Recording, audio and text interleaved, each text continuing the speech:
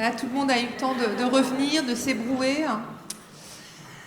Donc cette troisième table ronde, comme je vous l'expliquais ce matin en introduction, c'est le fil un peu qui nous a interrogés tout au long de la préparation de cette journée, à savoir l'évaluation. Donc ce qu'on vous propose dans cette dernière table ronde, c'est une présentation en fait de différents projets et de la manière en fait dont ces projets ont pu être évalués, ont été évalués, quelles sont les méthodologies qui peuvent être mises en œuvre dans l'évaluation de certains dispositifs, quel que soit en fait le type de dispositif, on va vraiment voir différents types de supports, etc. Et puis nous finirons cette table ronde un petit peu par une ouverture, par l'intervention de Gaëlle Le Saffre, qui travaille, elle, sur l'évaluation de dispositifs numériques de médiation, mais dans un secteur qui a l'habitude de faire de l'évaluation, qui est le secteur des musées et du patrimoine, qui est un secteur qui consacre des budgets parfois assez importants à évaluer les dispositifs mis en œuvre. Donc je lui ai demandé en fait d'intervenir aussi quelque part pour nous donner peut-être quelques pistes de bonnes pratiques ou de manières, de méthodologies, aussi pour qu'on aille aussi peut-être nous dans le secteur du spectacle vivant vers ce type de méthodologie et ce type d'évaluation. Voilà, donc dans un premier temps, je vais donner la parole aux différentes intervenantes, je vais vous les présenter successivement et puis nous finirons donc par cette intervention en visio pour clore cette table ronde. Donc nous allons commencer par la prise de parole de Ludivine Bigot, qui est Community Manager au Théâtre National de Bretagne. Donc tout à l'heure, vous avez eu également le témoignage et l'apport d'Agathe Bataille. Donc on va avoir une autre approche à partir du travail de Ludivine. Bonjour. Donc effectivement, moi je vais aussi rebondir à ce qui s'est un peu raconté ce matin lors de la table ronde sur l'hybridation des métiers, puisque c'est aussi vraiment le cœur du sujet ici aujourd'hui. Et puis, donc Agathe Bataille a pu justement présenter aussi successivement un peu les différents projets que je vais présenter aujourd'hui. Donc je vais vous présenter je vais vraiment faire focus sur 3 projets en fait audio et vidéo qu'on a pu mettre en place au sein du TNB. Donc on en a beaucoup parlé aujourd'hui, mais lors du confinement lié à la crise sanitaire, on a donc été très attentifs au digital et au numérique. Donc on a pu développer nous de nouveaux contenus sur un principe d'éditorialisation de notre site internet et de nos newsletters hebdomadaires. L'objectif étant surtout de penser toujours ces outils numériques comme des médias à part entière et une véritable plateforme d'échange qui rende compte de l'activité du TNB, de ses coulisses, du processus de création des spectacles et puis surtout donner la parole aux artistes et puis toujours dans un objectif premier de garder le lien avec nos publics. Donc pour ce faire, on a mis en place différents outils et le premier gros projet qu'on a mis en place pendant le confinement, c'était un projet audio qu'on a intitulé « Une date par jour », puisque c'était une série de lectures qu'on diffusait quotidiennement à partir d'avril 2020. Donc on est parti de l'ouvrage collectif de Patrick Boucheron intitulé « Histoire mondiale de la France ».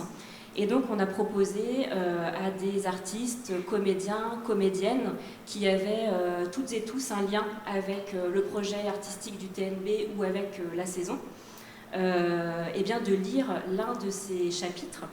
Donc au final, on a pu réaliser 59 pastilles audio d'une dizaine de minutes, donc diffusées chaque jour.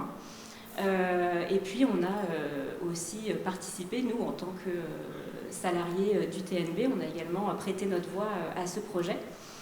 Donc sur un choix de récit qui tentait de respecter aussi la chronologie de ce livre, qui part de moins 34 000 jusqu'à 2015, et qui tentait aussi de faire le récit de ce qu'on vivait aussi à ce moment-là, et qui dépassait les frontières géographiques.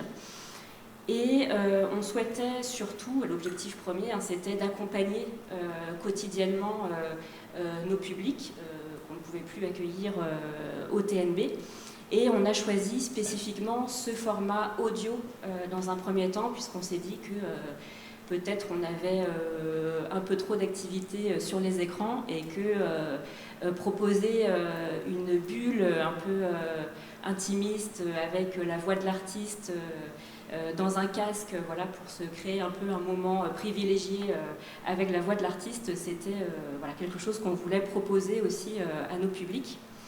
Et donc ce projet, il a généré un très grand nombre d'écoutes, puisqu'on a dépassé les 40 000 écoutes sur l'ensemble de ces pastilles audio.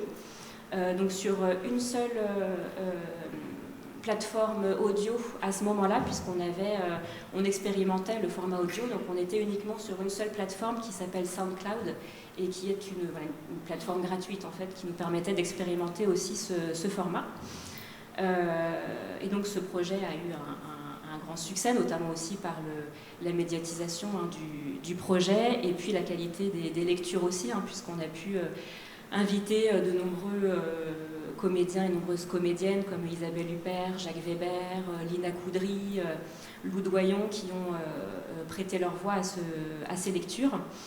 Et donc pour nous, ce grand nombre d'écoutes nous prouvait aussi la nécessité à ce moment-là qu'avait le public de recevoir la parole de l'artiste depuis chez eux directement, et puis de toujours continuer à écouter des voix d'acteurs et d'actrices nous raconter une histoire. Cela nous a donc conforté aussi dans ce projet de développement de podcasts audio, donc ce qu'on a fait par la suite et qu'on continue encore aujourd'hui. Donc c'était un contenu qui était très enrichissant en plus voilà, par le contenu de ce livre de Patrick Boucheron, qu'on n'a pas pu nous pérenniser puisque les éditions du Seuil nous avaient autorisé à diffuser ces contenus jusqu'en septembre 2020. Donc du coup on a dû ensuite retirer ces lectures de leur mise en ligne. Mais voilà, en tout cas, c'est un projet qui nous a permis ensuite de pouvoir continuer ces projets de podcast audio. On a donc ensuite poursuivi, toujours dans cette idée de créer des contenus audio, mais autour cette fois-ci d'une création. On a créé une série de podcasts que l'on a intitulé La plongée audio dans la création Mes frères d'Arthur Nosiciel. Donc c'est un projet audio qui présente le spectacle à travers la voix des 10 collaborateurs artistiques d'Arthur Nosiciel autour de cette création.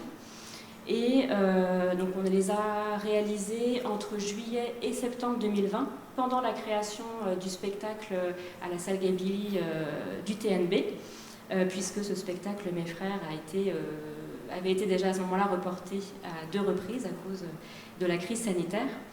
Donc là, l'objectif était vraiment de faire découvrir aussi à nos publics ce spectacle, dans un premier temps donc par le prisme de la voix des professionnels qui interviennent pour pouvoir créer un spectacle.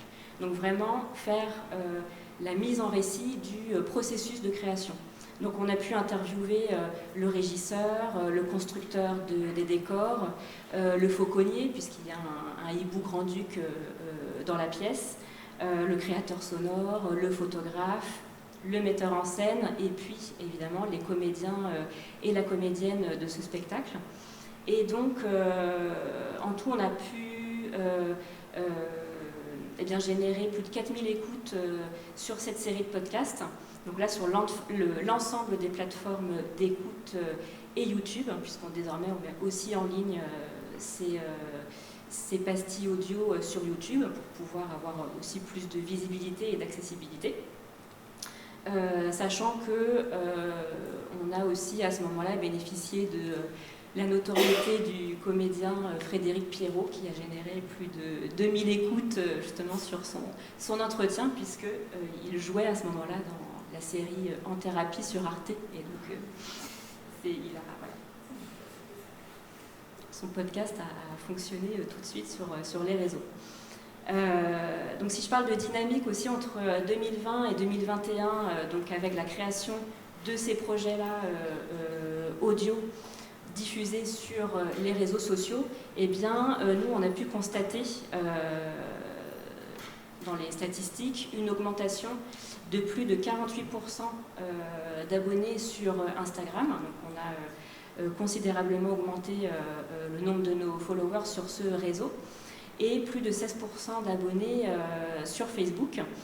Et on a également remarqué que effectivement, l'éditorialisation de notre newsletter hebdomadaire, c'est-à-dire qu'on a vraiment travaillé en termes de contenus complémentaires, des contenus qu'on allait chercher justement par une veille et une curation de contenu au quotidien. Donc des newsletters qui étaient enrichis par des articles, des émissions voilà, de radio ou de télé autour des artistes, de nos artistes associés ou d'artistes en lien avec le projet du TNB.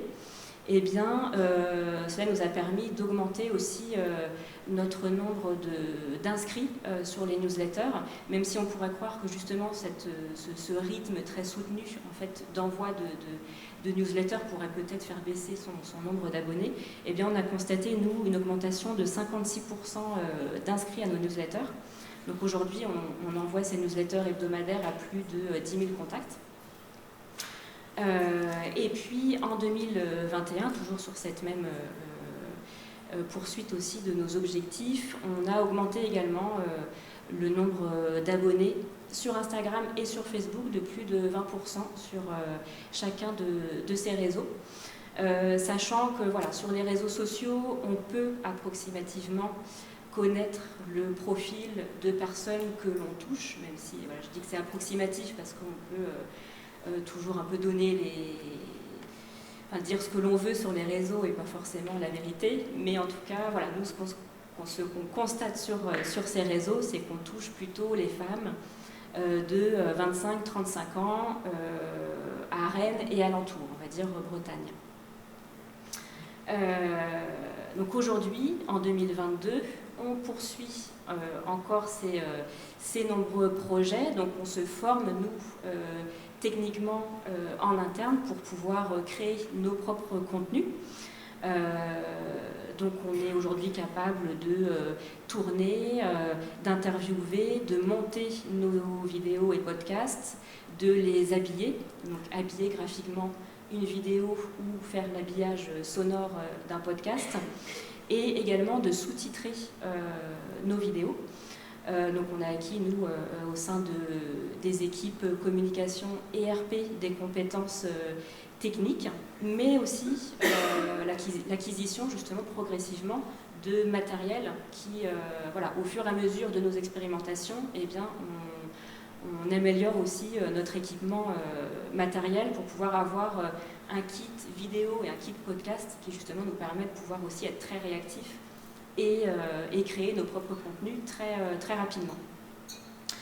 Donc je parlais tout à l'heure justement de la plateforme d'écoute SoundCloud qui était la plateforme sur laquelle on diffusait pendant le confinement. Et étant donné que nous avons pu expérimenter depuis la création de ces podcasts, eh bien on a fait le choix aussi d'aller vers l'abonnement annuel à une plateforme qui s'appelle Ocha, et qui en fait nous permet d'être diffusés sur plusieurs plateformes simultanément, donc les plus grandes plateformes comme Deezer, Spotify, Apple Podcast, voilà, toutes les plateformes d'écoute qui existent, ce qui nous permet aussi de gagner en visibilité. Et donc juste pour finir, cette fois-ci sur un projet vidéo, donc là très récemment, ce qu'on a fait le mois dernier en accueillant le spectacle L'Empire des Lumières d'Arthur Nouziciel et donc toute son équipe artistique qui venait de Corée, on a créé une série de 3 entretiens vidéo.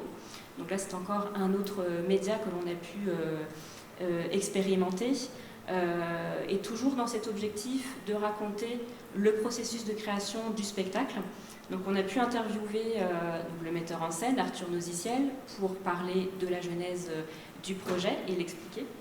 On a interviewé Pierre-Alain Giraud, qui est vidéaste, puisque lors de la pièce, un film est projeté sur la scène et tient vraiment un rôle très important.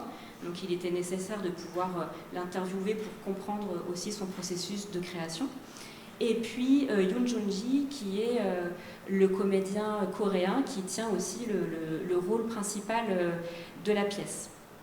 Donc au total, sur cette série de 3 entretiens vidéo, donc on vient tout juste de mettre en ligne au début du mois de mai, pour l'instant nous comptabilisons 1765 vues sur ces vidéos, donc 660 vues en fait sur les vidéos d'Arthur Noziciel et du comédien Yoon Jun-ji, et 450 vues pour la vidéo avec le vidéaste Pierre-Alain Giraud.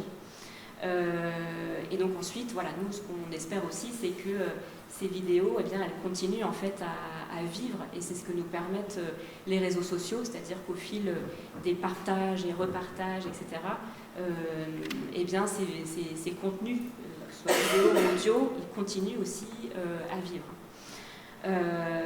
Et donc, pour ces vidéos, on a été très contraints par le temps. Et donc on a dû aussi les sous-titrer, du français vers le français pour l'accessibilité, mais du coréen aussi vers le français. Donc on a eu un travail aussi avec la traductrice à gérer en interne. J'essaye d'aller très vite pour conclure. Mais l'objectif, voilà, premier de ces contenus que l'on crée nous en interne pour le web, c'est pas simplement dans un objectif de communication en un sens, c'est-à-dire que c'est aussi dans un objectif de partage et de transmission, à la fois vers le public, même s'il est déjà venu voir le spectacle et qu'on crée ces vidéos justement pendant les temps de représentation et qu'on a un temps finalement très court pour les partager, mais c'est aussi pour que les publics qui sont venus voir le spectacle puissent avoir accès à un complément d'information autour de ce spectacle et puissent en découvrir un peu plus justement sur ce qu'il raconte, sur le processus de création. Mais on le fait aussi pour les lieux d'accueil du spectacle en tournée, pour qu'ils puissent aussi avoir, eux, ensuite des contenus à disposition, à diffuser sur ce spectacle. Puisque nous sommes un lieu de création, un CDN, et que c'est aussi notre rôle de porter ces projets artistiques et la voix des artistes. Donc on crée nos propres contenus pour que aussi les autres lieux puissent les partager et puis valoriser ces projets artistiques. Donc voilà, nous, on a ce quoi je peux conclure, c'est qu'on a développé ces outils de communication numérique pendant le confinement. On avait déjà l'idée évidemment avant, mais ça nous a permis aussi de les développer, de les expérimenter. Et qu'aujourd'hui, au vu de ces résultats qui sont quand même très encourageants, eh bien, en termes de nombre d'écoutes, de vues, etc., et de suivi sur les newsletters, sur les réseaux sociaux, on continue donc à créer ces contenus pour l'aspect justement aussi médiation de ces outils numériques pour pouvoir transmettre des histoires, des récits, des savoirs, des connaissances autour des spectacles et des artistes. Et voilà, même si aujourd'hui, comme je le disais tout à l'heure, on ne peut pas mettre une identité derrière un auditeur ou une auditrice, on ne peut pas savoir qui écoute nos podcasts, qui regarde nos vidéos de manière précise. Il faudrait faire une enquête de nos publics et demander à chaque personne qui rentre au TNB s'ils ont écouté ou vu une vidéo, donc ce serait gigantesque. Mais voilà, aujourd'hui, avec le public revenu en salle, on peut continuer justement d'expérimenter ces contenus avec toujours l'objectif de transmission, et on développe aussi d'autres outils comme par exemple aujourd'hui les stories Instagram qui permettent la mise en récit aussi de processus de création, de spectacles, etc. J'ai essayé de prendre le temps. Merci. Donc, on voit déjà la première question qui va se poser, c'est effectivement la question d'une évaluation fine en fait de ça et de la composition des publics. Donc, je vais passer la parole à Monica Paredes et puis Margot Licois, et pas Licois, qui vont en fait revenir sur une évaluation dans le cadre du Phénix à Valenciennes, une évaluation des actions qui avaient été menées pendant le confinement. Voilà. Donc c'est une intervention à deux voix entre une doctorante et puis la médiatrice qui était en charge de ce projet. Justement, bon, allô? Oui, c'est bon. Ok. Ah, oui, c'est bizarre. Non, désolée. On m'entend pas, c'est vrai. Allô? Là, c'est bon. Ok. Oui, alors du coup, je développe une thèse autour de l'appropriation de l'œuvre en lien avec les outils de médiation culturelle numérique développés, proposés par les structures culturelles de spectacle vivant. Et c'est justement à partir de cette vague de propositions en ligne qu'il y a eu à cause de la crise sanitaire que j'ai voulu enquêter et savoir en quoi ces propositions ont permis ou pas de créer des liens avec les publics et les structures, et aussi de savoir si ces contenus culturels ont permis aussi de générer une appropriation de l'œuvre.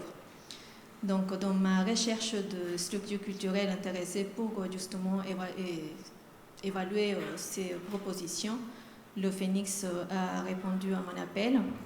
On a travaillé sur un questionnaire pour répondre à 3 thématiques.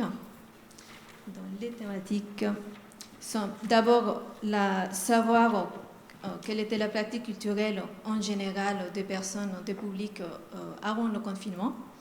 Ensuite, de savoir quelle est la relation avec les structures, c'est-à-dire s'ils avaient déjà une relation avec les structures avant le confinement ou si ce sont les propositions qui ont créé cette relation. Et aussi profiter pour savoir si les personnes continuent ou ont une pratique culturelle avant de voir le spectacle et après avoir le spectacle, c'est-à-dire s'ils continuent l'expérience une fois sortis de la salle. Et la 3e thématique est très centrée sur les propositions numériques et sur les captations proposées par le Phoenix pendant les confinements. Quand je parle de confinement, je parle vraiment des 2 premiers confinements où il y a eu une fermeture de salles et le public il était virtuel. Donc, quelques résultats. J'en ai eu 156 réponses. Nous avons décidé de garder 4 catégories socio-professionnelles parce qu'elles ont été les plus majoritairement représentées. Ces catégories ont été les étudiants, les professions intermédiaires, les cadres et les retraités. Donc, concernant la pratique culturelle en général et la relation avec les structures, c'est un public qui fréquente les structures culturelles, tout confondu, que ce soit musée, festival, site historique, salle de concert, cinéma, étant le cinéma celui où lequel les personnes y vont assez souvent. Et concernant la fréquentation de la structure, donc le Phoenix, c'est un public qui connaissait déjà la structure, donc il y avait déjà un lien qui était établi avec la structure. Leur motivation concernant la fréquentation des structures de salles de spectacle, et ce qui leur motive d'y aller, c'est chercher du plaisir, un intérêt intellectuel, du divertissement, de la découverte. Et ces sorties se font pour la plupart accompagnées, que ce soit en famille, couple ou amis. Et seulement 28% des personnes ont manifesté aller seules. Concernant la préparation et la pratique culturelle, 63% de personnes préparent leur sortie au spectacle et 68 personnes continuent l'expérience après être allées voir un spectacle. Comme cette manière de continuer ou de préparer leur sortie s'est fait en lisant le résumé du spectacle, la brochure, ensuite en allant chercher des informations sur le site internet de la structure. Par la suite, c'est les réseaux sociaux qui sont aussi utilisés. Continuer l'expérience de la sortie s'est fait aussi en cherchant des informations sur le site internet de la structure en cherchant davantage des informations sur les autres sites qui puissent recueillir des informations sur les artistes, sur les spectacles, sur s'il y a des bandes d'annonces, par exemple, ils vont aller le voir. Enfin, la troisième thématique, les propositions mises en ligne. Selon le résultat, les propositions ne semblent pas avoir attiré beaucoup de nouvelles personnes et ça ne semble pas non plus avoir eu beaucoup de personnes qui ont regardé le contenu en ligne. Cependant, les personnes qui ont vu les contenus disent que ces contenus leur ont permis de renforcer le lien avec les structures et de connaître davantage le travail des artistes de la programmation.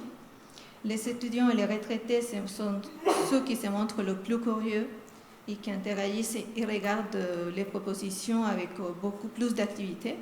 Cette intégration se fait surtout par les commentaires et le partage via les réseaux sociaux. Les cadres et les professions intermédiaires, en revanche, elles montrent un intérêt par les propositions. Cependant, il ne reste pas toute la diffusion ou c'est interrompu au cours de la journée. Et cela peut être lié au temps-espace qui était partagé entre le loisir, la famille et le télétravail pendant le confinement. À différence de la pratique physique qui s'est fait accompagner, la pratique culturelle en ligne s'est fait pour la plupart seule, dès là le manque d'une dimension d'intégration et de partage propre à la pratique théâtrale et culturelle quand on va dans une salle de spectacle. On parlait aussi, il s'agit aussi de codes propres à la sortie théâtrale, comme par exemple ne pas parler de la représentation, plonger dans une salle obscure, ne pas allumer le téléphone. Ces codes qui sont propres à la pratique théâtrale, on va dire, et du spectacle vivant en général, ce sont des codes qui sont ignorés sur les réseaux sociaux. Les personnes ressentent que sur les réseaux sociaux, il est plus facile de faire des commentaires, durant la diffusion sans gêner aux voisins. L'entrée et la sortie virtuelle de la diffusion donne une sensation aussi de liberté. Et du coup, l'attention peut être perturbée par l'extérieur et briser la relation entre l'œuvre et le public, puisqu'une personne qui peut commencer à voir la diffusion, l'attention peut être vite interrompue, partir faire autre chose et ne plus retourner voir la captation ou la conférence ou la proposition qui est en train de se faire. Concernant la captation des spectacles, 53% des personnes, pour 53% des personnes, c'était la première fois qu'ils regardaient un spectacle en ligne. 50% de personnes affirment avoir vu la diffusion en une seule fois et 30% d'entre eux l'ont vu à plusieurs reprises. Donc, cela concerne surtout les cadres et les professions intermédiaires qui se montrent aussi un peu dubitatifs au fait de voir un spectacle en ligne. 3/4 des personnes n'avaient pas vu le spectacle proposé par le Phoenix et c'est grâce aux captations aux vidéos qu'ils ont pu avoir accès. Donc le sentiment par rapport à regarder un spectacle en ligne, c'est assez partagé. Ça peut générer de la curiosité. Et ce que je disais, pouvoir aller et venir dans une sensation de liberté. Et les inquiétés ont trouvé que les captations et les propositions que le Phoenix a développées créent une passerelle et c'est un moyen de garder le spectacle vivant à leur portée. Cependant, ils soulignent l'importance que ce n'est pas la même chose que quand on vit une expérience dans une salle de théâtre, que quand on la vit, on peut la vivre dans un lieu virtuel. Donc il met l'accent sur la manque d'ambiance, les réactions des autres, les services qui sont annexes au spectacle quand on est dans une salle de spectacle. Il met aussi l'accent sur des autres types de propositions. Ah, pardon, je vais finir. Il a un intérêt par contre sur les autres propositions qui puissent faire connaître les travaux des artistes, tout ce qui est autour de la fabrique de théâtre, justement, travail autour des œuvres, travail des artistes, processus de création. Donc il est plutôt conseillé de travailler autour de développer cette interaction entre les personnes pour enrichir l'expérience qu'on retrouve justement dans une salle de spectacle. Donc, du coup, je vais aller très très vite. Bonjour. Donc du coup, c'est vrai que la genèse un peu de la participation du Phénix à cette étude, elle vient du fait que la pratique du numérique en interne, elle est présente depuis la création du théâtre en 98. Il y a un poste dédié aux pratiques de l'information et de la communication numérique au Phénix depuis très longtemps, avec de la production de contenu en interne. Tu parlais tout à l'heure, Ludivine, d'habillage de vidéos, de juste le fait de les tourner, d'avoir du matériel. Ça, c'est quelque chose qu'on avait depuis très longtemps au Phénix, qui du coup a permis à l'annonce du confinement, et quand on a dû tout revoir et tout dématérialiser, d'avoir déjà en interne la possibilité de faire des choses.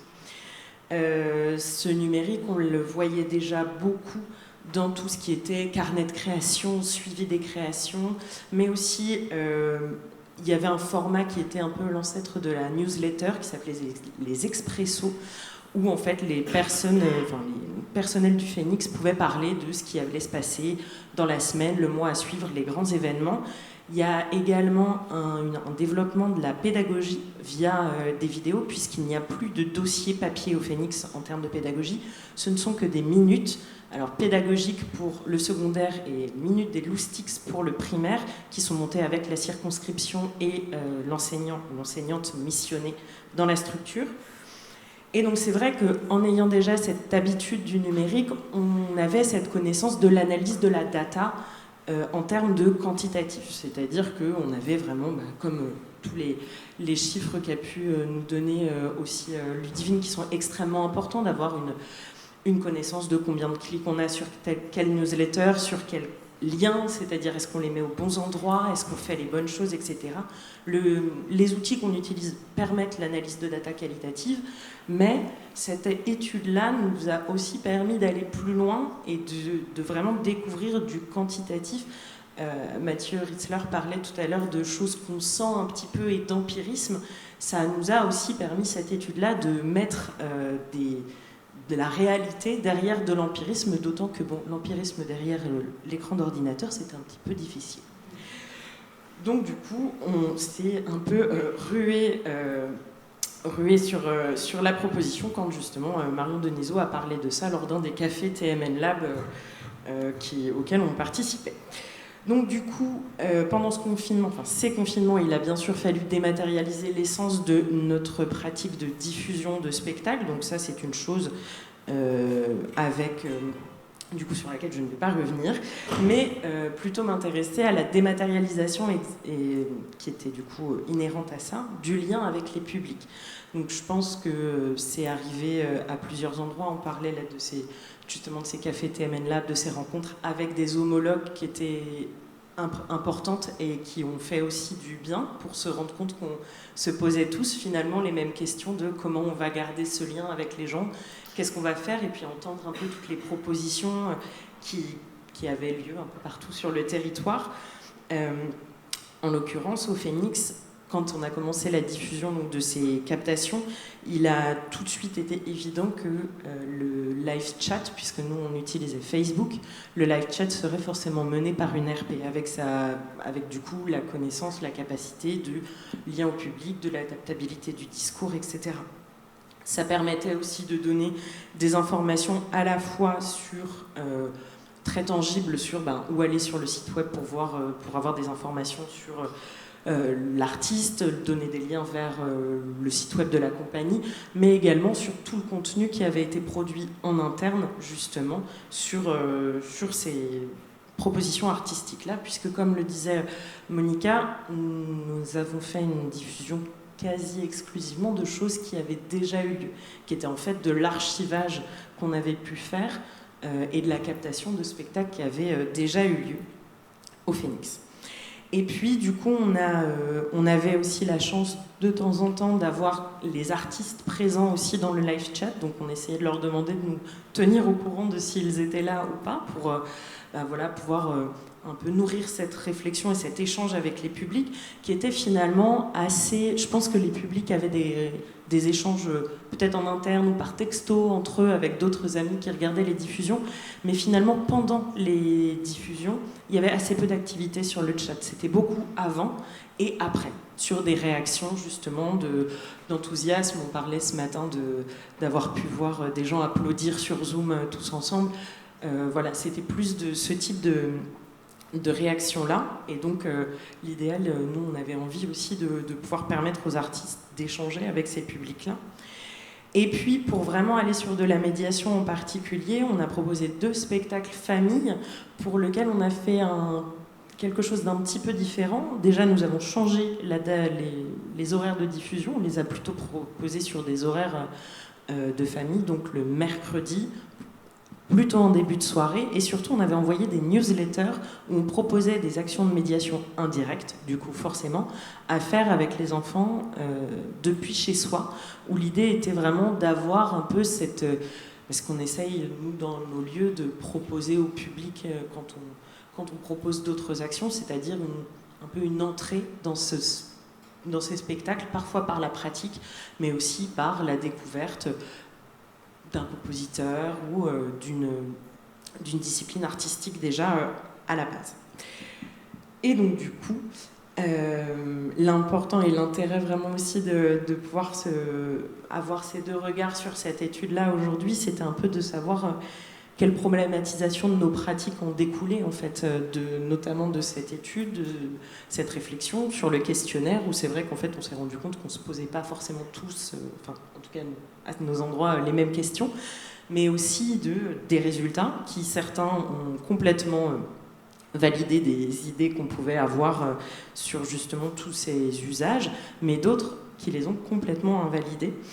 Et donc c'est vrai que entre les discussions donc avec Monica, avec des homologues, comme je le disais tout à l'heure, la question du caractère pérenne en fait, de la numérisation des pratiques de médiation, une fois la crise sanitaire, du coup, allez, croisons les doigts, passée et terminée et derrière nous, elle s'est un peu posée de tout ce qu'on a développé, comme le disait d'ailleurs Ludivine, hein, tout ce qu'on a développé, tout le temps, toutes les compétences qu'on a acquises pendant cette période, qu'est-ce qu'on va en faire maintenant ? Et tout à l'heure, quand on présentait ce groupe de réflexion juste avant la première table ronde, on a vu passer sur la plateforme numérique la visite virtuelle du Phénix. Ça a été justement une très grande discussion, puisque cette visite virtuelle, donc aujourd'hui, elle est utilisée. Donc c'est une visite virtuelle un petit peu comme quand on est sur Google Street View. Donc voilà, on est vraiment dans un espace, on peut aller dans un autre, etc. C'est ce type de visite-là, avec une incrustation de capsules vidéo qui ont été tournées donc, par, je pense qu'il y a à peu près l'intégralité des salariés du Phénix qui ont participé. Et l'idée, c'est certes donc, de rendre accessibles les espaces techniques, etc., pour les artistes, etc., mais aussi pour tous les gens qui n'ont pas le temps. On parlait des temps de vie. Et bien parfois, quand par exemple on a une classe qui a 1 heure de bus pour venir voir une représentation en après-midi et qui doit repartir après à l'école, faire 30, 40, 50 minutes de visite, c'est pas possible. Et du coup, c'est un outil qui est aussi utilisé à cet endroit-là, donc de découvrir le théâtre en amont pour aussi le désacraliser. On parlait des œuvres, mais il y a aussi les lieux. Désacraliser vraiment ce rapport-là à l'expérience spectatoriale. Et donc du coup, pour conclure, on fait bien entendu du spectacle vivant, donc l'idée c'est pas du tout qu'on passe de l'un à l'autre ou qu'on arrête, nous en tant qu'RP, d'aller chez les gens, dans les structures et voir les publics, mais en même temps, comme le disait Monica à la fin de son intervention, ce numérique-là, il nous permet de renseigner des choses auxquelles les spectateurs n'ont pas accès. Donc les coulisses, des lieux où, même en visite, ils ne pourront jamais accéder parce que c'est trop dangereux d'aller sur une passerelle technique, qu'on n'y emmène pas un groupe de 40 personnes. Mais également, et du coup je pense qu'après c'est ce dont on va parler avec Clarisse, des traces des processus de création et de voir réellement les artistes en travail, puisque quand on propose des sorties de résidence, ce sont des sorties de résidence complètement orchestrées et qui sont pas voir les artistes quand ils travaillent au plateau réellement le matin à 10h. Merci pour votre intervention à Louvois. Donc effectivement, on va enchaîner sur une autre étude de cas, en fait, un autre exemple, donc présenté par Clarisse Pardio, qui est ma collègue à l'université de Rennes 2, qui vient de nous rejoindre et qui va nous parler d'un logiciel qu'elle a développé il y a déjà maintenant quelques années, MemoryCall, pour annoter, en tout cas dans le cadre que tu vas nous présenter, c'est la dimension annotation, et donc comme outil de médiation du spectacle. Oui, bonjour. Donc merci pour la transition, d'autant plus qu'effectivement le Phénix a été partie prenante de MemoryCall. Donc ce que je vais vous présenter, c'est MemoryCall, qui est une web app gratuite, open source, qui permet en fait d'expliciter et d'annoter une captation vidéo. On l'a dit ce matin, la captation vidéo, c'est pas forcément un document idéal, même si c'est très souvent la trace principale en fait que l'on a du spectacle vivant. C'est une trace numérique qui plus est importante. Là, ce que vous voyez qui tourne derrière moi, c'est simplement une démonstration de ce système. Le principe est assez simple. Si vous avez donc la captation vidéo et dans la marge, vous avez des documents au fur et à mesure qui sont autant d'annotations, qui peuvent être, bien comme ici, la partition du spectacle, qui est un document PDF, mais qui peut être aussi un document audio. On parlait beaucoup de podcast tout à l'heure. Ça peut être une photographie, ça peut être un document qui est issu, par exemple, des carnets de notes des artistes et qui permet de présenter justement différentes étapes de leur processus de création. Et ces documents vont apparaître dans la marge au moment où ils ont un intérêt par rapport à ce qui est montré dans la vidéo. Il ne s'agit pas d'un dossier amélioré, si vous voulez, dans lequel vous mettez tout, mais bien au contraire d'essayer d'expliciter ce qui se passe dans cette captation vidéo en l'accompagnant d'annotations qui peuvent être des annotations textuelles, qui peuvent être des liens vers des ressources sur Internet, ou qui peuvent être aussi des documents que vous uploadez, que vous téléchargez depuis votre écran d'ordinateur. Donc là, derrière, ce qui tourne, c'est une autre vidéo qui vous montre la partie édition, comment est-ce qu'on fait. Je ne vais pas rentrer dans les détails, vous allez voir derrière moi comment ça se passe. C'est un projet qui a été lancé en 2015-2016, avec ensuite une nouvelle version en 2017 et aujourd'hui une nouvelle version. C'est un projet qui continue à être en développement et qui est né notamment dans le cadre du service numérique innovant du ministère de la Culture, qui souhaitait, suite à un projet précédent que j'avais fait sur justement la documentation des traces numériques et les problèmes d'obsolescence dans le spectacle vivant, qui s'appelait Recall. Et donc le ministère de la Culture se posait des questions autour de la médiation numérique du spectacle vivant. Il m'avait demandé de réfléchir avec eux à cette question-là, et notamment à la manière dont on pouvait renouveler le cahier pédagogique, qui très souvent en fait est un document PDF, et comment est-ce qu'on pouvait travailler différemment avec les scolaires, mais pas que, puisque pour les scolaires, aujourd'hui, quand vous allez dans une classe primaire, ce que vous avez, c'est un TNI, un tableau numérique interactif. Et que du coup, bien, ce fameux PDF ne convenait plus forcément aux enseignants. Donc la réflexion est partie, si vous voulez, un petit peu de ce dialogue avec le ministère. Ceci étant dit, l'objectif, c'était donc de proposer un outil qui puisse s'adresser autant aux artistes qu'aux médiateurs ou aux scolaires, au service donc de la médiation numérique des arts de la scène à partir de la captation vidéo. Un autre enjeu dont il a été un peu question cet après-midi, c'est que cela permettait aussi de faire ce qu'on appelle la valorisation du patrimoine numérisé, puisque vous savez aujourd'hui, par exemple, que de très nombreuses institutions ont numérisé leurs documents, leurs fonds d'archives, etc. Ces documents sont mis en ligne. Ils sont notamment disponibles, par exemple, sur la grande plateforme européenne qui est Europeana. Mais on s'est rendu compte que finalement le public interagissait très très peu avec ces documents numérisés. Et qu'il y avait un besoin non seulement de numériser, mais aussi d'avoir des interfaces qui permettent d'utiliser ces documents numériques. Et MemoryCall est aussi une réponse à ça dans sa faculté de relier en fait cette captation à des ressources sur le web et donc de valoriser tout ce patrimoine numérisé. Alors, à partir de là, donc le résultat donc de cette vidéo annotée est ce qu'on appelle une capsule. Ce qui était extrêmement important aussi, c'était de développer un principe qui soit extrêmement simple et le plus ergonomique possible. Vous l'avez peut-être vu dans la démonstration, il y a très peu de boutons, enfin voilà, c'est pas compliqué du tout. On l'utilise avec, à partir du collège, donc avec des gamins de 12 ans, et la prise en main, enfin voilà, c'est grosso modo, c'est 5 minutes. Donc ça, c'était un enjeu extrêmement important d'ergonomie. Alors aussi parce que bon, quand on est chercheur et qu'on invente des interfaces, très souvent, on fait des interfaces de chercheurs qui parlent aux chercheurs.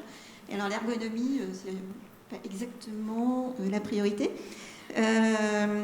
Donc là, pour moi en tout cas, c'était extrêmement important. Aussi parce que l'enjeu, c'était pas un enjeu de maîtrise des technologies, un enjeu de littératie numérique comme on a pu l'entendre ce matin, mais bien un enjeu d'écriture avec les technologies numériques. Et donc, vraiment, pour moi, ce qui était important, c'était qu'on puisse proposer un outil d'écriture. Et cet outil d'écriture, il provoque en fait plein d'usages, y compris des usages auxquels on n'avait pas pensé. Et je dis on parce qu'en fait, derrière MemoryCall, il y a aussi toute une équipe, c'est-à-dire que moi, je suis la partie immergée de l'iceberg. Mais en fait, aujourd'hui, il y a à peu près une quinzaine de personnes qui ont collaboré à MemoryCall. Donc voilà, donc à partir de là, on a découvert qu'il y avait plein d'usages possibles, notamment pour les chercheurs pour analyser des processus de création ou effectuer des publications qui remplacent les DVD qu'on n'arrive plus à mettre dans ordinateur aujourd'hui, puisque nous n'avons plus de lecteur de DVD. Ça sert aussi aux artistes pour diffuser leurs spectacles, mais aussi pour travailler à distance. Et avec le Covid, ça a provoqué de nouveaux usages. Il y a également un intérêt pour les institutions culturelles pour remplacer le cahier pédagogique, ou au contraire pour présenter des œuvres de sa saison.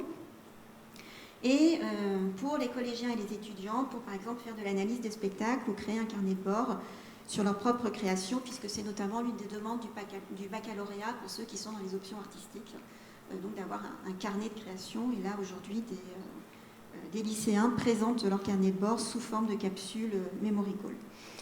Alors, aujourd'hui, MemoryCall, on a à peu près 3000 capsules qui ont été créées, sans qu'on fasse d'ailleurs plus de communication que ça. C'est pas mon point fort. C'est partie des choses sur lesquelles j'ai envie de progresser. En tout cas, ça donne une idée d'évaluation quantitative. Et pour en venir justement à cette question de l'évaluation, je vais vous présenter un projet qui est encore en cours, qui est donc un projet avec les écoles de cirque en Europe, qui est porté par la FEDEC et par la FEC, qui s'appelle Cosmic, et dont l'objectif est d'initier les écoles de cirque professionnelles à l'utilisation du numérique appliqué à leur pédagogie en se basant sur MemoryCall. Donc ce qu'on a fait, c'est qu'on a fait plusieurs workshops avec donc, ces écoles de professionnels, donc au Portugal, en France, etc. On a mené une évaluation à 2 niveaux. La première évaluation, elle est menée par Maï Nassel, qui est maître de conférence à l'Université de Valenciennes, où j'étais précédemment en sciences de l'information et de la communication. C'est une évaluation assez classique, avec un questionnaire, avec des questions, soit des questions fermées, soit des questions ouvertes, et également des entretiens semi-dirigés avec voilà, un certain nombre de participants à ces workshops. Alors ça nous permet d'avoir des retours sur la méthodologie qui est développée dans le cadre de ces ateliers, qui sont avant tout des ateliers d'écriture. Suite à ça, ce que l'on va faire, c'est d'une part publier un livre blanc, donc normalement là, alors théoriquement en juillet, a priori en septembre, vu la manière dont ça se passe, et également de concevoir une mallette pédagogique pour les écoles de cirque qui veulent utiliser Memory Call. C'est-à-dire de faire en sorte que toutes ces expériences qui ont été menées au cours de ces workshops avec ces professionnels, etc., puissent ensuite être transmises à d'autres écoles qui n'ont pas suivi tout ce processus et de faire en sorte de le formaliser pour tout simplement améliorer la transmission. L'autre évaluation, elle est menée par moi. Alors, elle est beaucoup menée avec une méthode d'observation participative, puisque c'est moi qui conduis les workshops. Alors, j'étais très très présente au début des workshops, et puis au fur et à mesure, l'idée c'était que ce soit les participants qui travaillent de plus en plus. Donc, moi j'aime beaucoup aussi travailler sur la disparition progressive. Voilà. Donc, du coup, c'est de plus en plus au cours des workshops, eux qui ont mené les activités. Et l'un, en fait, des objectifs du projet, c'était d'identifier, au cours des workshops, de nouvelles fonctionnalités pour Memory Call. Donc, ce travail d'observation, pour moi, était vraiment une façon, ensuite, d'entrer en dialogue avec les participants pour améliorer Memory Call en fonction des besoins spécifiques du cirque, qui sont des sportifs de très haut niveau, et qui ont donc des besoins très particuliers, par exemple pour la compréhension de mouvements techniques, et donc par exemple tout simplement d'un ralenti sur l'image, de la possibilité d'annoter des photogrammes plutôt que des vidéos en mouvement, enfin voilà. Donc la manière dont ça s'est passé très concrètement, c'est que pendant le premier workshop, il y a eu des sessions de brainstorming dédiées par petits groupes avec des sujets voilà, qui étaient donnés aux participants. Ensuite, une définition collective des priorités, parce que j'avais un budget limité par rapport à mes développeurs informatiques. Donc je ne pouvais pas développer toutes les idées. Puis il y avait des choses qui étaient plus ou moins importantes. Et donc on a fait ce travail collectif de voir quelles étaient les priorités. Ensuite, lors des workshops suivants, de présenter des scénarios d'usage sous forme de mock-up qui ont donné lieu à donc des nouveaux prototypes qui ensuite ont été testés lors des workshops suivants. Donc tout ça pour vous dire que, en fait, finalement, l'important, pour moi en tout cas, ce n'est pas tant l'évaluation en tant que telle, mais la manière dont elle va permettre de former une boucle. C'est-à-dire à la fois pour améliorer les méthodes, les scénarios d'usage, en les rendant par exemple explicites et en les formalisant sous la forme d'une mallette pédagogique, et aussi pour améliorer l'outil en tant que tel, notamment en proposant de nouvelles fonctionnalités. Donc pour moi, c'est vraiment cette question. C'est-à-dire que pour moi, l'évaluation en tant que telle, elle est pertinente si elle permet de faire en fait une boucle, un feedback, et si elle nous permet d'avancer. Voilà, c'est surtout ça dont je voulais vous parler aujourd'hui. Voilà. Merci. Effectivement, c'est intéressant et je pense qu'on aura peut-être l'occasion, même si on n'aura pas beaucoup de temps d'échange, mais d'y revenir. On va passer à la dernière intervention. Donc, si vous voulez bien voilà, mettre à l'écran Gaël Le Saffre, qui est en fait chercheur indépendant et qui travaille pour des établissements patrimoniaux ou muséaux. Voilà. Gaël, je te laisse la parole pour la dernière intervention. Vous m'entendez? Est-ce que je parle trop tôt? Non, c'est bon. Ça a l'air d'être bon. Vous me voyez, je crois, sur le côté. Je voulais partager avec vous un document. Est-ce que vous le voyez aussi? Marion, est-ce que c'est bon? Je ne sais pas comment lui dire. Je vous entends pas. Alors, j'aimerais être en... Si quelqu'un peut lui mettre dans le chat du Zoom que c'est OK. Oui, je le vois au fond. Marion, si tu m'entends, peux-tu faire un geste du bras? Oui. Parfait, alors je me lance. Merci beaucoup. Merci Marion pour ton invitation. Merci aussi aux organisateurs de cette rencontre. Je m'excuse de ne pas être avec vous à Rennes, mais je suis très heureuse de pouvoir partager mon expérience, en l'occurrence l'expérience de l'évaluation des dispositifs de médiation numérique dans le secteur muséal et patrimonial. Pour vous permettre de situer un peu plus précisément d'où je parle rapidement, donc je suis directrice d'études indépendantes, Marion l'a rappelé. J'ai une formation de chercheuse en sciences de l'information et de la communication et en muséologie. et une pratique de recherche appliquée au service des institutions culturelles sous un statut d'entreprise individuelle, en mobilisant des méthodes de recherche qualitatives. Donc, concrètement, mes compétences sont mises en concurrence dans le cadre de marchés publics, tout simplement. Donc, j'ai été sollicitée régulièrement pour évaluer des dispositifs de médiation numérique, parmi d'autres sujets d'études, mais c'est vrai que c'est un axe important. Et ça me permet aujourd'hui de partager quelques expériences avec vous en 2 points qui s'affichent devant vous. Le premier point, c'est celui de la place qui est généralement celle de l'évaluation dans les projets, de l'évaluation des projets numériques de médiation. Il y en a 3 que je vais vous décrire.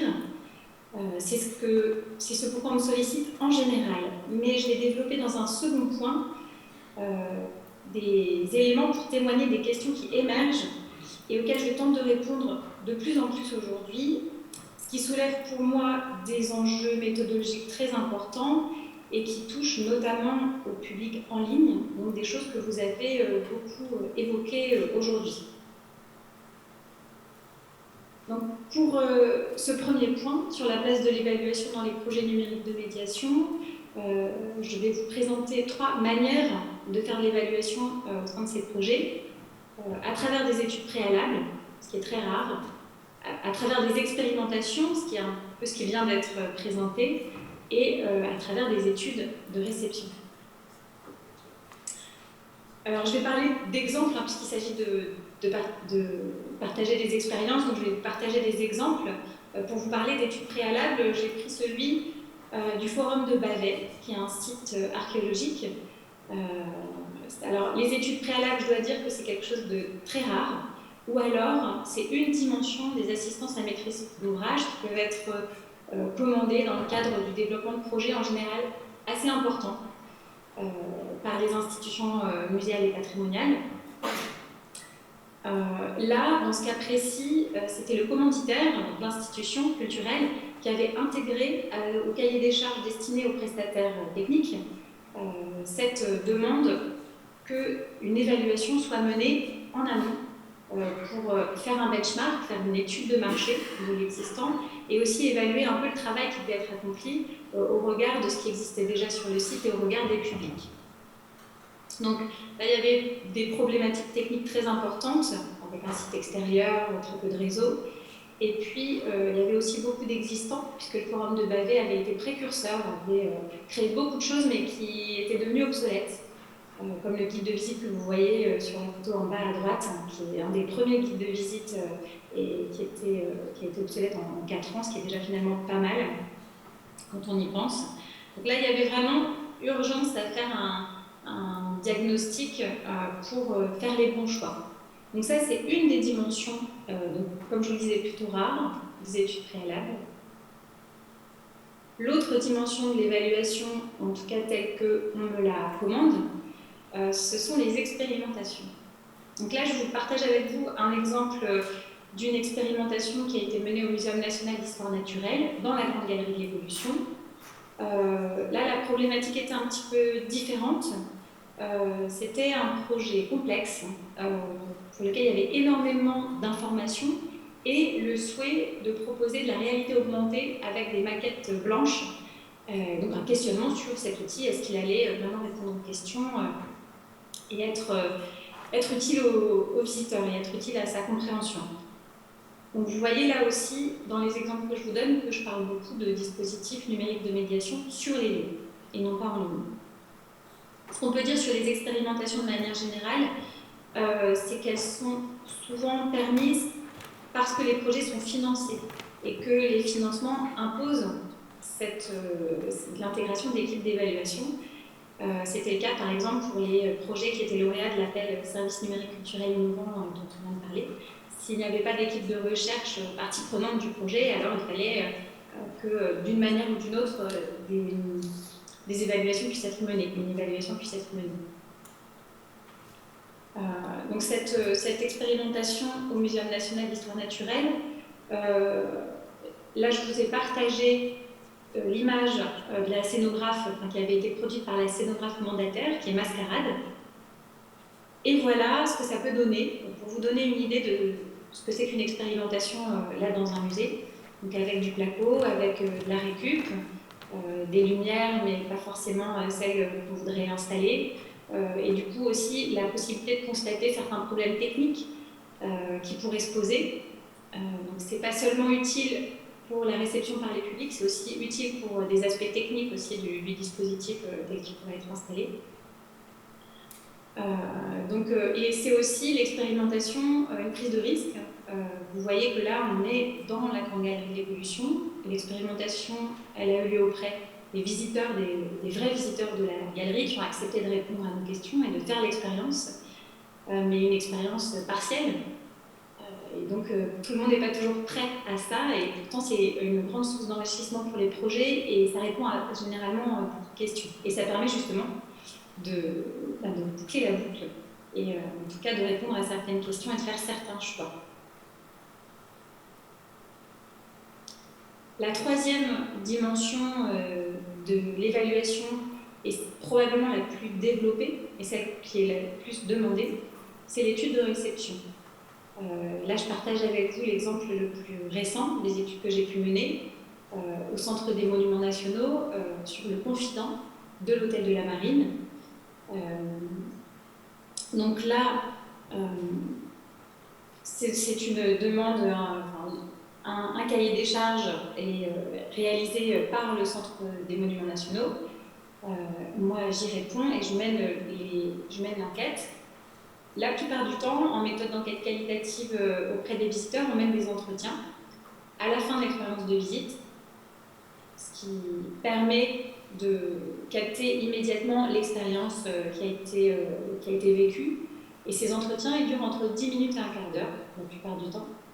Et ils apportent énormément d'informations en très peu de temps. Et en général, ils sont aussi associés à des observations, surtout pour des dispositifs techniques, comme c'est le cas ici, et à des analyses dites communicationnelles, qui permettent en fait de mettre un peu à l'épreuve la promesse qui est faite par les dispositifs numériques de médiation. C'est leur fonctionnement sur les lieux, en contexte, qui est analysé de A à Z, au-delà de la communication qui est faite autour de l'expérience proposée aux visiteurs. Donc ça peut être très intéressant pour les dispositifs numériques.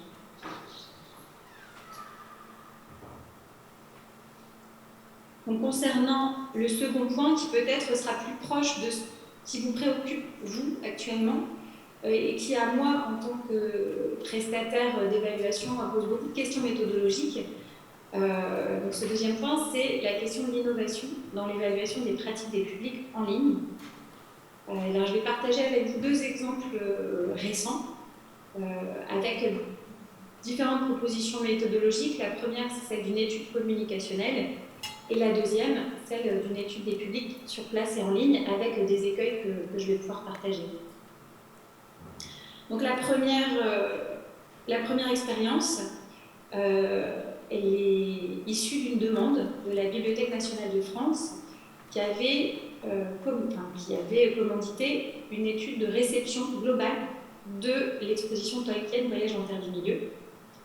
Il se trouve qu'il y avait un travail en ligne, de publication en ligne important qui avait été fait pour cette exposition, mais qui était très contraint par les propriétaires des droits, enfin les protecteurs des droits de Tolkien. Et donc, certains compromis avaient été faits, et donc avait soulevé beaucoup de questions, et dans beaucoup de directions. Et là, je partage avec vous seulement un exemple de tout ce qu'il y avait, un exemple seulement.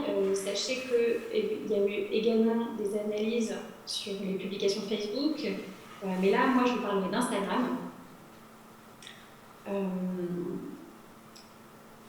La problématique qui était celle de la BNF, c'était de rendre compte de la capacité de l'exposition à être présente et à être partagée sur ce réseau social éminemment visuel.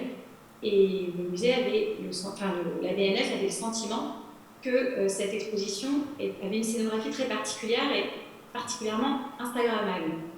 Et donc c'était ça leur questionnement de départ.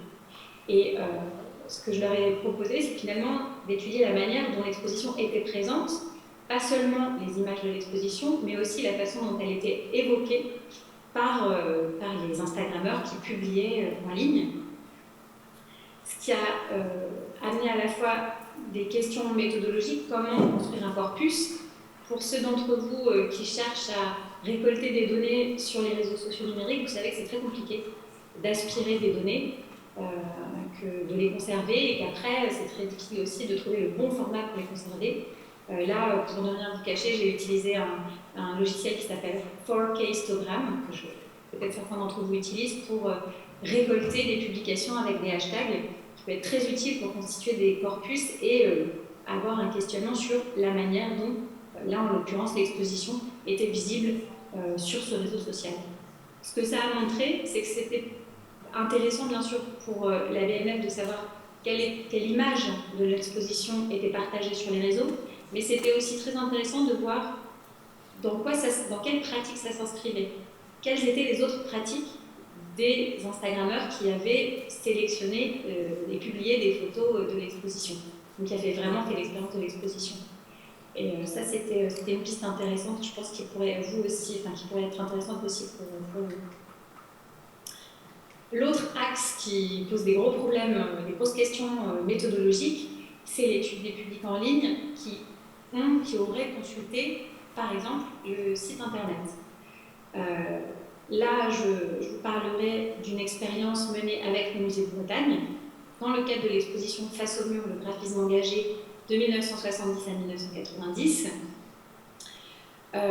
Donc là, la question qui se posait au musée, qui m'était posée par le musée, c'était celle d'avoir des éléments pour déterminer une stratégie de publication de contenu en ligne en lien avec les expositions. Est-ce qu'il s'agissait simplement de communiquer? Est-ce qu'il faut donner accès à des ressources? Est-ce qu'il faut permettre une entrée ludique dans le sujet et aussi à qui on s'adresse en ligne? Est-ce qu'on s'adresse aux visiteurs de l'exposition ou pas du tout? Est-ce qu'on s'adresse à d'autres publics?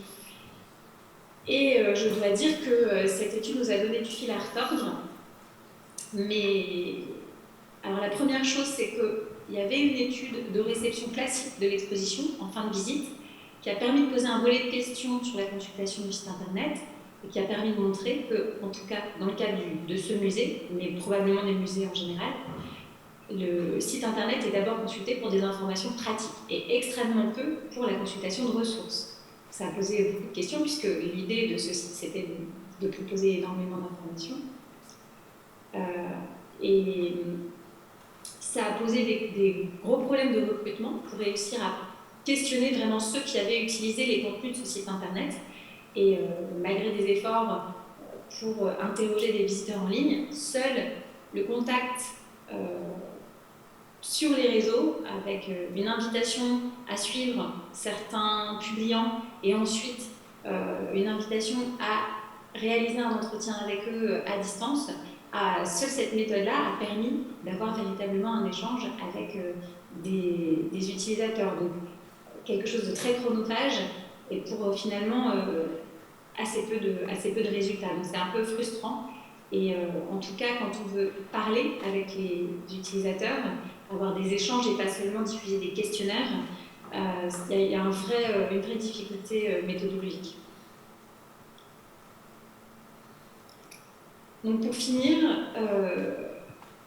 ce que je partage avec vous, c'est qu'il y a des défis méthodologiques très forts qui se posent pour répondre aux attentes des institutions, pour questionner les publics en ligne, et aussi le rapport public en ligne, public sur place, enfin, dans les lieux des institutions. Une chose dont je n'ai pas parlé là, c'est aussi l'accompagnement de l'exploitation des données de billetterie et de CRM, les analytics des réseaux sociaux numériques. Il y a une manière de les lire et d'y trouver des informations. Elles ont aussi des limites, puisqu'elles sont surtout des données d'audience et que, pour Facebook par exemple, elles ont surtout pour but de vous faire acheter des espaces publicitaires. Donc elles sont très orientées et c'est très difficile quand on veut les faire parler, de les faire parler correctement. Donc elles ont un intérêt mais aussi des limites et ça c'est quelque chose dans lequel nous, spécialistes de l'évaluation, on peut vous accompagner. Le défi méthodologique, c'est aussi celui du recrutement des publics en ligne pour l'évaluation, j'ai entendu, qui est très partagé. c'est encore très compliqué d'atteindre ces visiteurs, surtout pour avoir un échange et pas seulement un questionnaire à remplir. Et puis, l'autre difficulté méthodologique, c'est celle d'identifier des outils qui permettent d'aspirer des données pour analyser des grands corpus, pour ce qui est publié en ligne par les publics, et puis aussi l'archivage des données publiées en ligne, comment est-ce qu'on les conserve pour ne pas avoir des fichiers Excel qui deviennent des vraies usines à gaz et que du coup on a du mal à manipuler. Alors Alice Ambéré, qui n'est plus avec nous, posait la question de l'interrogation aussi des projets participatifs. Comment est-ce qu'on peut faire l'état des lieux de projets participatifs? Alors, j'ai encore pas été sollicitée pour ça, en tout cas en ligne. En tout cas, ce qu'on voit, c'est que dans d'autres études qui ne concernent pas des médiations numériques, mais qui concernent des médiations culturelles participatives, généralement sur les lieux ou en relation avec les équipes du lieu ou les artistes, là où ça marche le mieux, c'est quand ce sont les participants qui sont à l'origine de l'idée de la médiation. Et je ne sais pas comment ça peut se transposer dans l'espace numérique, peut-être en étant très en veille par rapport aux questions du public et en saisissant les engagements volontaires du public sur les réseaux. Voilà, donc pour cette présentation, je suis prête à échanger avec les autres participants de la table ronde. Merci beaucoup Gaëlle. Alors c'est vrai que c'est d'autant plus frustrant qu'on est pris par le temps. Donc en fait, je vais vous laisser la parole si vous avez des questions, si vous voulez réagir aux différentes études de cas, puisque vous avez bien vu, hein, c'était vraiment un peu l'objectif de vous présenter différentes situations, différents cadres d'évaluation, différentes méthodologies aussi d'évaluation. Pour qu'on ait quand même un petit peu de temps pour finir la journée avec ce que Clément vous proposait, à savoir un retour de vos ressentis sur la journée et une synthèse collaborative. Donc on garde un petit peu ce temps-là. Mais néanmoins, si vous avez des questions, je vous laisse la parole. Ou si entre vous, vous avez des questions aussi au niveau de la table ronde, on peut peut-être prendre quand même 5 minutes. Voilà.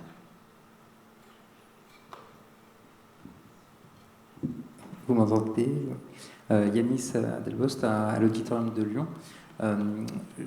On a pas mal parlé des réseaux sociaux numériques et en effet les données très différentes entre Facebook, le groupe Meta, Facebook, Instagram et par ailleurs Twitter ou YouTube et maintenant TikTok, notamment sur les vues de vidéos où on essaye d'avoir des données un peu consolidées.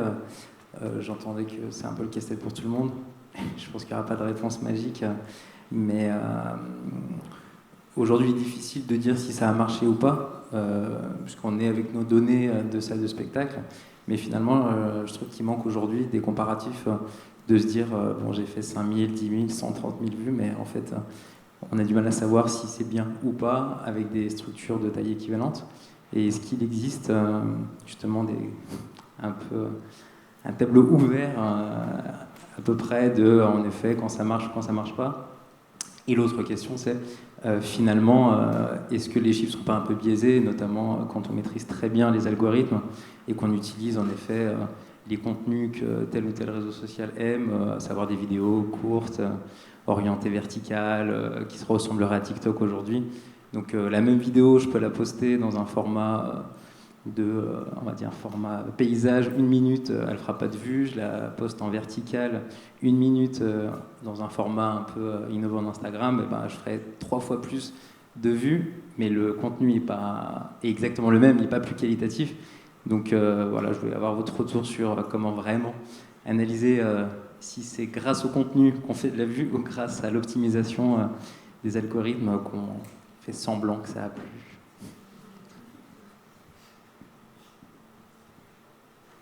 Moi, je peux répondre peut-être plus d'un point de vue méthodologique.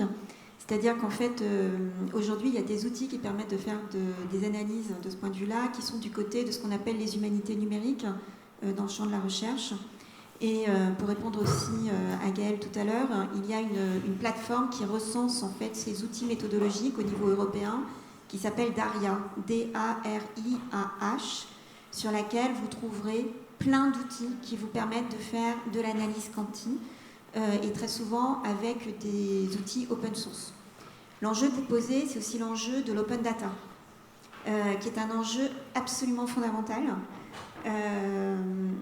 et qui aujourd'hui est défendu par le ministère de la Culture.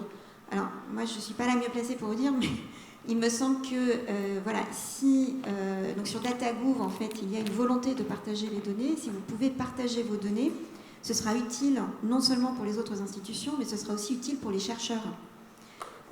Parce que nous, on est à l'affût, en fait, de toutes ces données-là, pour ensuite produire, voilà, produire des analyses, etc. Et on a du mal à récupérer ces données auprès des institutions. Donc l'open data, il est fondamental, et pour les structures, pour que vous puissiez travailler, comparer vos pratiques, enfin voilà, mais c'est aussi fondamental pour la recherche. Donc je suis ravie voilà, d'entendre qu'il y a ces problématiques-là et qu'en fait on est sur un terrain commun par rapport à ça.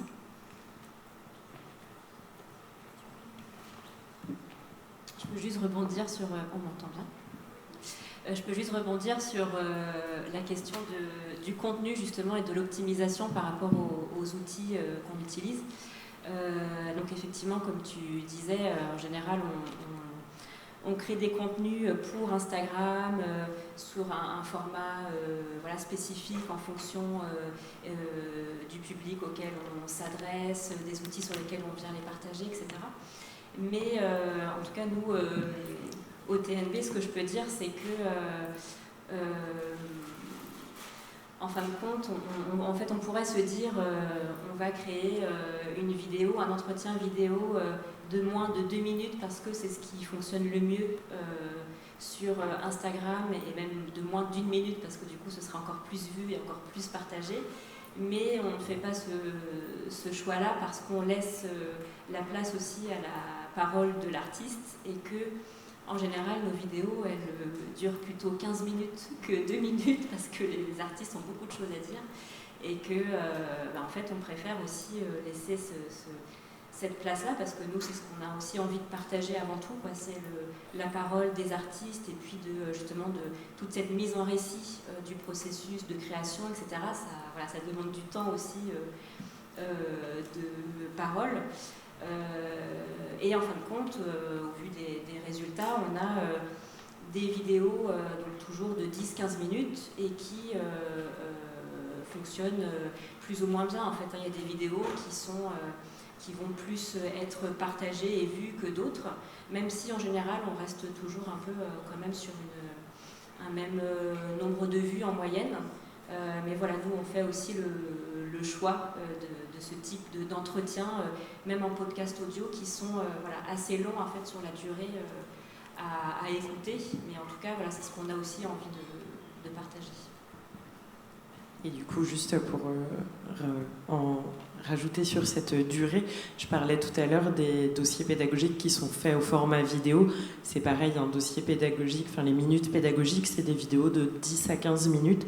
Et en fait, ce qu'on a observé, c'est que alors pas sur les tout petits, hein, bien sûr, mais tout ce qui est élèves du secondaire, on finit par s'en emparer eux-mêmes. Et donc, on les voyait, enfin moi, j'en les ai observés plusieurs fois dans le hall du théâtre avant le spectacle, finalement pour faire aussi passer le temps, regarder la minute pédagogique du spectacle qu'ils allaient voir et prendre ce temps aussi de développer les choses, etc.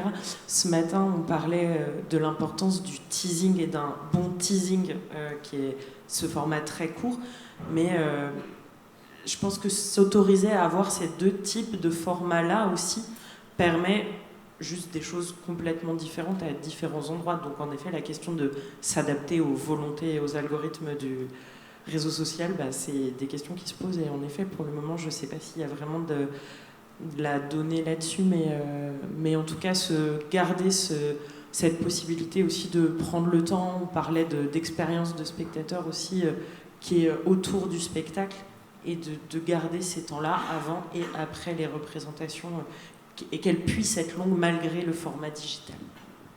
Est-ce que Gaëlle, voilà, Gaëlle, je te laisse la parole.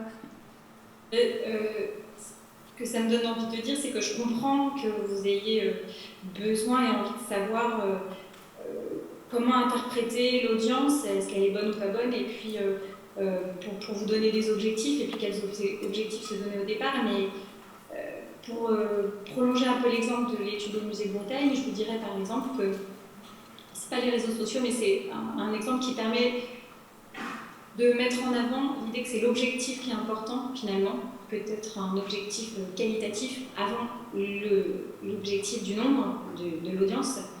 Le musée, donc vous avez compris, le Musée de Bretagne avait mis en ligne énormément de ressources sur l'exposition sur son site internet, avec une ergonomie qui favorisait un taux de rebond très important. Un taux de rebond, donc une consultation unique de la page qui concerne l'exposition, et puis une sortie de cette page. Alors que cette page avait énormément de ressources. Inversement, Cube, qui est une plateforme bretonne de contenu culturel plus de reportage, avait aussi, et avec tout à fait l'accord du Musée de Bretagne, publié une page sur l'exposition, éditorialisée de telle façon que tous les contenus étaient consultés sur la page dédiée à l'exposition. Les pages internet du Musée de Bretagne étaient consultées 2 minutes, là où les pages de Cube étaient consultées la page de Cube était consultée 6 minutes et demie en moyenne. Mais il y avait 10 fois moins de consultations. Donc tout dépend de ce qu'on souhaite. Est-ce qu'on veut que les visiteurs qui viennent savent pourquoi ils viennent, nous aient identifiés pour notre politique éditoriale et restent et profitent de ce qui a été mis en ligne, ou est-ce que alors on veut de la vue, 10 000 personnes qui ont le site internet, mais qui sont restées uniquement pour avoir des informations pratiques. Et c'est vraiment, il me semble que la question des objectifs ne peut pas être mise de côté quand on parle de l'audience et de combien de personnes on touche finalement. Alors, il est 6h moins 10 et en fait, on doit libérer la salle à 6h. Donc, avec Clément me disait que ça va être compliqué de faire l'atelier, enfin, la restitution collaborative qui avait été prévue. Donc, ce que je vous propose, c'est soit il y a une dernière question, hein, visiblement, si. Alors, très rapide, hein, parce qu'il faut vraiment qu'on libère la salle. Alors, en fait, j'ai une question peut-être un peu plus pour Claire. C'est compliqué déjà d'avoir les données en tant que telles, mais moi je trouve actuellement, à mon endroit justement en communication numérique, ce qui est encore plus compliqué, c'est de les rendre clairs pour notre direction. C'est que là, on n'est même plus déjà, c'est compliqué que ce soit clair pour nous, mais ensuite, il faut que ce soit clair pour le reste de l'équipe, pour les administrateurs, pour les directeurs, les directrices. Et là, c'est quand même aussi une autre problématique.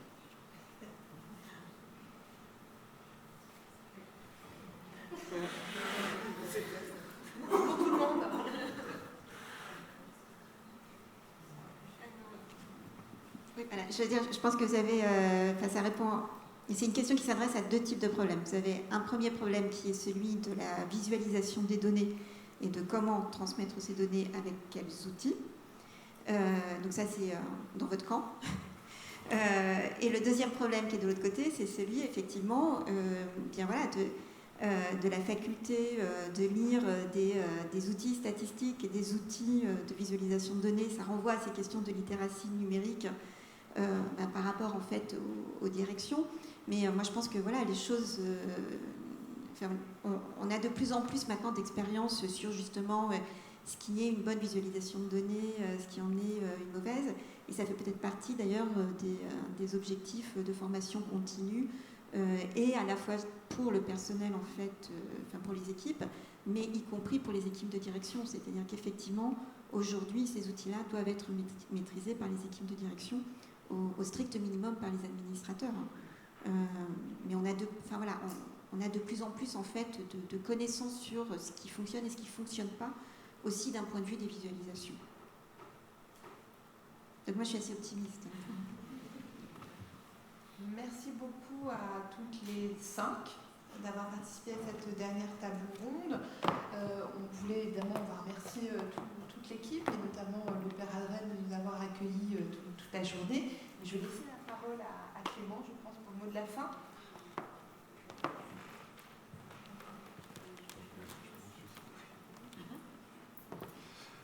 Bon, le mot de la fin alors.